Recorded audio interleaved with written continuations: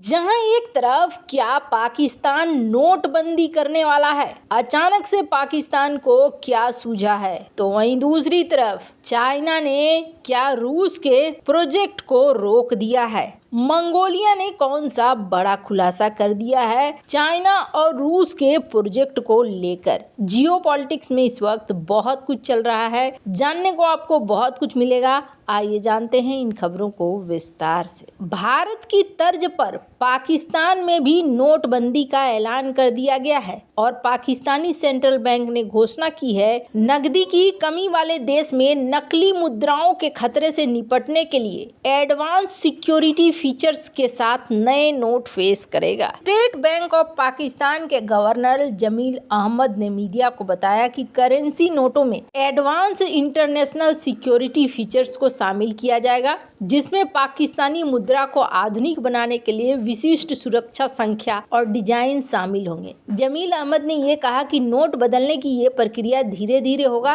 ताकि पाकिस्तान को व्यवधान और सार्वजनिक घबराहट की समस्याओं का सामना न करना पड़े, जैसा कि अतीत में कुछ अन्य देशों में देखा गया है। हालांकि कुछ वित्तीय विशेषज्ञों को आश्चर्य है कि क्या नए मुद्रा नोटों की शुरुआत में नकली और काले धन से बाजार से निपटने के लिए 5,000 रुपए या उच्च मूल्य वर्ग के नोटों का विमुद्रीकरण भी शामिल होगा या नहीं। विशेषज्ञों के मुताबिक नकदी की कमी से जूझ रही पाकिस्तान की अर्थव्यवस्था काले धन के अवैध उपयोग से काफी प्रभावित है, जो उच्च मूल्य वर्ग के नोटों के प्रचलन के कारण आसान है। कैपिटल इन्वेस्टमेंट के सोहेल फारूक का कहना है कि पाकिस्तान की मौद्रिक प्रणाली की अखंडता सुनिश्चित करने के लिए ये सही कदम है, लेकिन क्या इसमें नोटबंदी भी शामिल होगी, ये देखना होगा। उन्होंने केंद्रीय बैंक को लेकर पुष्टि की कि बाजार में नकली नोटों का चलन बढ़ गया है। अगर नए करेंसी नोट प्रसारित किए जाते हैं तो इससे प्रचलन में विश्वसनीयता सुनिश्चित होगी, व्यवसायों को भी विश्वास मिलेगा। खैर, हालांकि ये नोटबंदी की प्रक्रिया या फिर मुद्रा बदलने की प्रक्रिया ऐसे समय में पाकिस्तान कर रहा है जिस समय पाकिस्तान खुद ही बहुत कमज़ोर है और कई सारी समस्याओं से जूझ रहा है। अब ये कब तक लागू होगा और कब तक सफल होगा, ये तो आने वाले वक्त में पता चलेगा। खैर, अब यहाँ पर देखने वाली बात होगी कि क्या पाकिस्तान कुछ करेंसी को बदलता है। आपको बता दें, पाकिस्तान में 5,000 तक के नोट चलते हैं और ये सबसे बड़ा कारण होता है क्योंकि इनको ले जाना ले आना आसान होता है। माना जाता है कि ये भ्रष्टाचार मामले में खूब इस्तेमाल होते हैं। खैर, पाकिस्तान कितनी सफलतापूर्वक ये चीज़ें कर लेता है, ये बहुत ज़्यादा मायने करेगा। पाकिस्तान के हालात जैसे हैं वो तुरंत से इन सारी चीज़ों में मदद करने वाले नहीं हैं। जहाँ एक तरफ ये सब कुछ हो रहा है, वहीं दूसरी तरफ स्क्रीन पे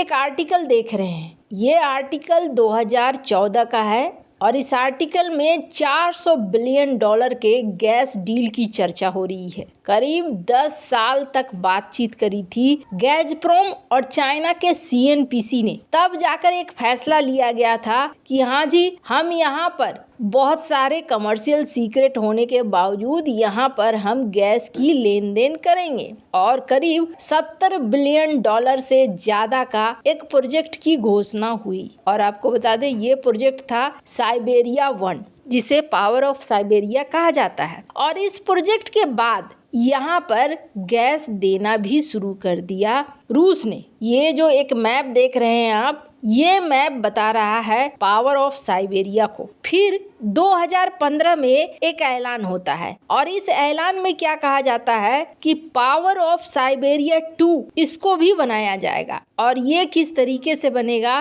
तो ये रूस के यमला पेनिसुला से शुरू होगा और शुरू होते हुए ये मंगोलिया से पार करते हुए चाइना तक इसकी एंट्री होगी। Power of Siberia 2, power of Siberia 2 को लेकर कहा गया कि इसमें 98 billion cubic metre per year gas रूस से चाइना को पहुंचेंगे। और ये रूसी राष्ट्रपति व्लादिमीर पुतिन ने चाइना को इस चीज को लेकर उसी समय 2000 2015 में ही बातचीत करनी शुरू कर दी। बातचीत शुरू हो गई। बातचीत शुरू होने के बाद कंस्ट्रक्शन का काम भी शुरू हो गया। ये तय किया गया कि 2030 तक ये प्रोजेक्ट रेडी हो जाना चाहिए और एक बार को ये प्रोजेक्ट रेडी हो जाएगा तो चाइना के साथ बहुत ही बढ़िया तरीके से गैस का ये फ्लो शुरू हो जाएगा। आपको बता दें 3550 किलोमीटर की ये पाइपलाइन बननी थी और इसमें से अकेले मंगोलियन टेरिटरी में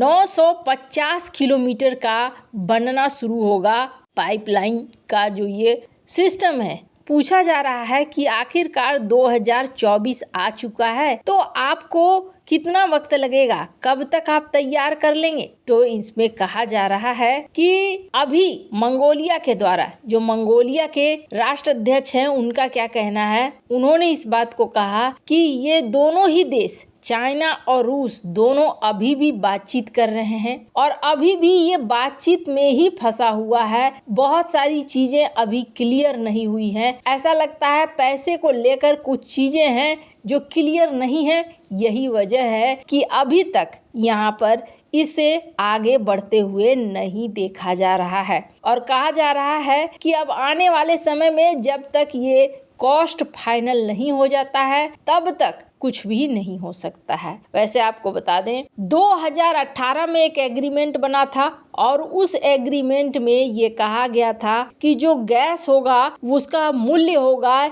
1000 क्यूबिक मीटर का 350 से $400। अब यहाँ चाइना अपनी शर्तें रख रहा है। चाइना की अपनी शर्त रखने का एक बड़ा वजह भी है और वजह यह है कि रूस यूक्रेन का युद्ध, रूस यूक्रेन के इस युद्ध में देख रहा है चाइना कि पूरी तरीके से मेरे ऊपर निर्भरता होती जा रही है। यही वजह है कि चाइना यहाँ पर अब चाहता है कि अपने हिसाब से मैं फैसले करूं और मेरे फैसले को रूस माने। आपको बता दें कई ऐसे मौके आपने देखा होगा जिन मौकों पर आपको देखने को मिला होगा रूसी राष्ट्रपति व्लादिमीर पुतिन भारत को लेकर बहुत ही ज्यादा पॉजिटिव नजर आ रहे हैं और जैसे जैसे समय बीत रहा वैसे वैसे आपको बार बार ये चीज देखने को मिल रहा है कि पुतिन पीएम मोदी की भी तारीफ करते हुए नजर आ रहे हैं। कहीं ना कहीं रूस इस बात को बहुत अच्छे से समझता है कि चाइना उसे अब जूनियर पार्टनर की तरह